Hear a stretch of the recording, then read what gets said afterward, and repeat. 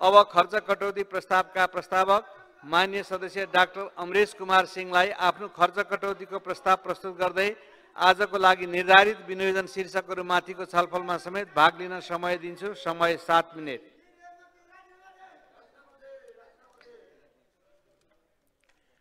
सम्मानीय सभामुख महोदय, यो बजेट त्यसपछि माननीय सदस्य प्रभु शाहको नाम रहेको कुरा म राख्न चाहन्छु। सम्मानीय सभामुख महोदय, यो बजेट विनियोजनको बारेमा छलफल गर्दाखेरि एउटा हिन्दीमा कहावत छ, कहाँबाट सुरु गरौँ कहाँ खत्म। भर्खर एउटा सत्तापक्षको सांसद नाउँ नभनौँ तर उहाँ सुनिराख्नु भएको छ, भन्नुभएको थियो कि बजेटको बारेमा तपाईँ किन जहिले पनि बोल्नुहुन्छ, बजेट बनाउँदाखेरि प्रधानमन्त्री खुसी छ कि छैन। प्रधानमन्त्री खुसी हुनुहुन्छ कि उहाँको क्षेत्रमा बजेट गएछ। बजेट बनाउँदाखेरि सम्बन्धित मन्त्रीहरू खुसी छ कि छैन। खुसी छन् किन आफ्नो आफ्नो क्षेत्रमा हालेको छ। बजेट बनाउँदाखेरि जसले मन्त्रीलाई नियुक्ति गर्ने नेता खुसी छ कि छैन। सत्तापक्षको जुन अर्को ठुलो घटकको सभापति खुसी छ कि छैन। उहाँको जिल्लामा बजेट गएछ। बाँकी सांसद किन तपाईँहरू बोल्नुहुन्छ। तपाईँहरू त यति पनि ध्यान, तपाईँ 4 चोटिको सांसद हो। वास्तवमा मलाई ठिक लाग्यो उहाँले मानिजीले जुन भन्नुभयो, तर यसको बावजुद पनि जनताले पनि मलाई भोट दिएछ। अनि एउटा कुरा म भन्न चाहन्छु कि नेपाल सरकारलाई म आग्रह गर्न चाहन्छु, यो 4-5 जिल्ला जुन भाग्यमानी जिल्लाहरू छन् त्यसलाई नेपालमा राखौँ। बाँकी 77 जिल्लाको 72 जिल्लालाई लिजमा दिउँ, अर्को देशलाई, अमेरिकालाई दिउँ, चाइनालाई दिउँ, भारतलाई दिउँ। अब त्यस कारण जब बजेटै जाँदैन भने त्यो जिल्ला नेपालमा किन राख्ने, खालि ट्याक्स लिनलाई राख्ने। शहरी विकास मन्त्रालयको म स्टार्ट गर्छु। काठमाडौँमा 3 करोडको दरले 131 योजना छ। यदि काठमाडौँ जिल्लामा, यदि काठमाडौँलाई जिल्ला मानियो भने, काठमाडौँ जिल्ला छ भने 131 योजना छ भने मेरो जिल्लामा त कम्तीमा 15-20 वटा त पर्थ्यो। ठिक छ, म 131 को भाग खोजेको होइन, 131 खोजेको होइन। सर्लाहीको जनता, सर्लाहीको जनता सेकेन्ड ग्रेड नागरिक छ, त्यहाँ त कम्तीमा ठिक छ 20 राखिदिए हुन्थ्यो, 30 राखिदिए हुन्थ्यो। यो बजेटलाई निजी सम्पत्ति ठानेर जुन हुन्छ, डलधुरामा सुदूरपश्चिममा एउटा गेटा मेडिकल कलेज पनि भने सबै हामी ताली बजाएँ। डलधुरामा मेडिकल कलेज खोल्ने तर मध्य प्रदेशमा एउटा पनि मेडिकल कलेज नखोल्ने। यो जुन प्रक्रियाको जुन छ, अनि त्यसकारण मैले बजेटको विनियोजन हुँदाखेरि वक्ता माननीय सदस्य एकछिन रहनुहोस्। माननीय सदस्य महेश भर्तौला के भन्न खोज्नु भएको छ? मैले नियम 26 बमोजिम उभिएँ। मेरो नियमापत्ति नियम 20, 21, 23। सम्मानित सभामुख महोदय, छलफलमा सहभागी हुनुभएको माननीय सदस्यले असाध्यै आपत्तिजनक विषय यो संसदमा राख्नुभयो। विनियोजन शीर्षकमा छलफलमा उहाँ भाग लिनु भएको छ।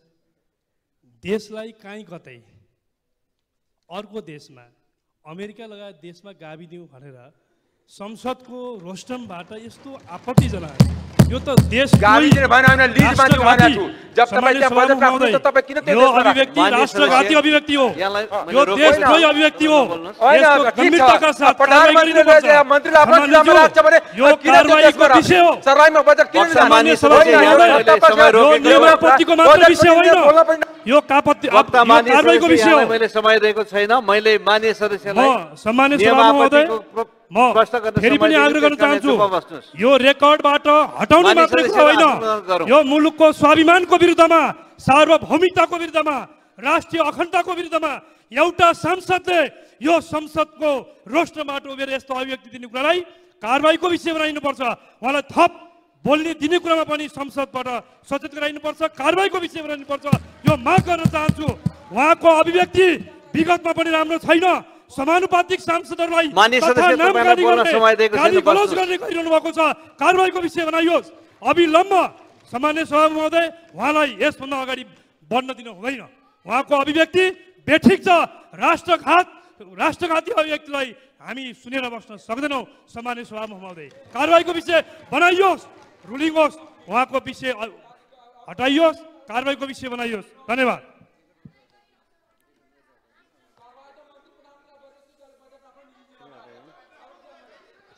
माननीय सदस्यहरू आसन ग्रहण गरौँ। वक्ता माननीय सदस्यले आशय जे भए पनि 5 वटा जिल्ला बाहेक अरू जिल्लालाई नाम लिएरै अरू मुलुकहरूलाई दिए हुन्छ भनेर बोल्नु भएको छ। त्यसैले माननीय सदस्यहरू त्यसैले उहाँले अरू मुलुकको नाम लिएर नेपालको भूमि दिए हुन्छ भनेर बोलेको कुरालाई संसदमा यो असंसदीय भाषा प्रयोग भयो, राष्ट्रमाथि प्रश्न खडा हुने खालको भाषा प्रयोग भयो भन्ने कुरा ध्यानमा राखिकन यसलाई रेकर्डबाट हटाउने मैले निर्देशन गर्दछु र वक्ता मान्य सदस्य बाँकी विषय आफ्नो अगाडि बढाउन सक्नुहुन्छ। यहाँलाई दिएको समय 7 मिनेट छ। पार्टीको दलीय हिसाबले यदि निर्देशन दिनु छ त्यो निर्देशन हामी मान्न तयार छैन, किनभने सभामुखले निर्देशन दिनु परेको सबै जिल्लामा बजेट किन गएन? त्यो निर्देशन दिन आउँदैन सभामुखलाई एमाले जे भने त्यही निर्देशन छ भने सभामुख संसदको एमालेको होइन। हो त एउटा कुरा के भने बजेट पनि नजाने बोल्न पनि नपाउने हामी पनि जनताबाट आएको हो। अनि राष्ट्रपाललाई पहिले जस्तै होइन बजेट किन गएन त्यो मलाई कारण देखाउनु पर्ने। बजेट देशमा तपाईको दायामाले आएको होइन, तपाईँ जसले आएछ तपाईँ त्यही प्रक्रियाबाट म पनि आएको हो। अनि तपाईँले दायामाले यहाँको तपाईँले उठाइदिएकै होइन। देशप्रति गद्दार तपाईँ हो, देशप्रति गद्दार हो जसले देशको विकास दिन दिने। 20 वर्षमा देशलाई गरी बनाइदियो, युवाहरूलाई बाहिर पठाइदियो, युवाहरूलाई विदेश पठाइदिने, देशलाई भ्रष्टाचारमा डुबाइदिने र देशको गद्दार हामी हुने। एउटा कुरा के भने यो गरेर हुँदैन। यो 70% जे बजेट लाग्यो भने त्यसलाई हामी मान्दैन। जनताप्रति न्याय हुनुपर्छ, देशको सम्पूर्ण विकास हुनुपर्छ। 4-5 जिल्लामा सबै बजेट थुपार्ने र बोल्न पनि नपाउने। वक्ता मान्य सदस्य हजुर यहाँलाई म सचेत गराउँछु कि हजुर निर्धारित विषयमा अघि भएको रुलिङलाई समेत ध्यानमा राख्दै आफ्नो अभिव्यक्ति दिन सक्नुहुन्छ। यहाँहरू सचेत भएर अगाडि बढ्नुहोस्। सभामुखजी स्वतन्त्र सांसद साँडेर जहिले पनि मलाई रुलिङ मात्र गर्ने होइन, सबैलाई रुलिङ गर्नुपर्छ। सबै संसद बराबर हो, यहाँ कोही ठुलो होइन कोही सानो होइन। किनकि बारम्बार देख्छु कि हामीलाई मात्रै रुलिङ गर्ने, स्वतन्त्र सांसदलाई मात्र रुलिङ गर्ने कि एउटा राष्ट्रपाललाई दुख दिइराख्ने यहाँ, किनकि सानो दल छ। एउटा स्वतन्त्र सांसद चाहिँ त्यसलाई बोल्न नदिने, त्यसलाई रुलिङ दिने र सरकारको बजेट आफू जम्मै कुम्लाउने, त्यसलाई ताली बजाउने। त्यस कारणले यो अन्याय हामी सहँदैन। हामी नयाँ सांसद होइन, अन्याय सहनको लागि जनताले हामीलाई भेजा छैन, अन्याय विरुद्ध लड्नको लागि भेजा छ।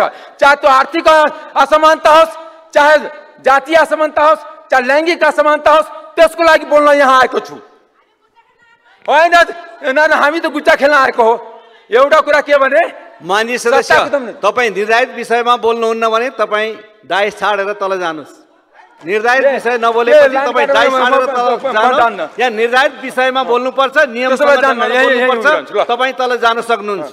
ठिक छ, तपाईँले मलाई बोल्न दिनु, म यहीँ रहन्छु। 7 मिनट मेरो टाइम छ, म यहीँ रहन्छु। किनकि हाम्रो अधिकार संसदमा विनियोजन विधेयकमा हामी राखेका थियौँ, त्यतिकै न्याय भएको छ। 5 मिनट खर्च कटौती बेला पाउने, 3 मिनट सम्मानित सांसद पाउने, 8 मिनटलाई 7 मिनट गरिदियो, त्यो पनि हामी चुपचाप सही राख्नुपर्ने। कार्य व्यवस्थामा नराख्ने, त्यो पनि सही राख्नुपर्ने। सुनवाई समितिमा नराख्ने, त्यो पनि सही। सबै जाति सहनको लागि हामी जन्म्या होइन। एउटा कुरा के हो, हामी हिजोको दिनमा पनि अन्याय अत्याचार भएको थियो, राजा पनि त्यसको पनि लागि लडेर आएको हो। कसैले हामीलाई टीका लगाएर आइदिएको होइन। त्यसै कारणले जनताको कुरा, जनताको आवाज यहाँ बोल्छु, त्यति क्लियर हो। त्यसै कारणले 10-10 लाख जनसङ्ख्या छ, त्यहाँ खेलकुदको बजेट एउटा पनि नपर्ने। जहाँ 2 लाख जनसङ्ख्या छ त्यहाँ 5वटा 10वटा जना पर्ने। सिधा कुरा नि। वर्षौँदेखि किसानलाई अनुदान दिइराखेका थियो, उखु किसानलाई त्यो अनुदान नदिने। अनि हरेक तिरबाट सर्टेन व्यक्तिको इन्ट्रेस्ट पुरा गर्नलाई जुन बजेट विनियोजन भएको छ त्यसको खिलाफमा स्ट्यान्ड गरिरहेको छु, गर्छु। यो मेरो प्रतिबद्धता हो, जनताप्रति प्रतिबद्धता हो। र जहाँसम्म देशको कुरा भन्यो, देश जसले 30 वर्षदेखि शासन गर्यो, देश कंगाल उसले बनाएको छ। देश भ्रष्टाचारको दलदलमा उसले फसाएको छ। अमरेश सिंहले मन्त्री बनेर भ्रष्टाचारको दलदलमा फसाएको छैन। देश युवाहरूलाई खाडीमा उसले पुर्याएको छ, मलेसिया उसले पुर्याएको छ। आज दुनियाँको ग्रे लिस्टमा उसले पारेको छ, अमरेश सिंहले पारेको छैन। त्यस कारणले यो जुन जहाँसम्म देशको राष्ट्रियताको कुरा हो, हामी माथि कसैले क्वेसन उठाउन सक्दैन। त्यस कारणले संविधान नसिकाउनु, संविधान बनाउने मान्छे मध्ये पर्छ, संविधान पढ्ने मान्छे पनि हो। हामीलाई संविधान नसिकायो हुन्छ।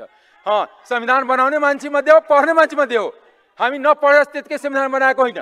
त्यस कारणले मेरो एकदम क्लियर छ कि सभा सञ्चालन दोष र गुणको आधारमा हुनुपर्छ।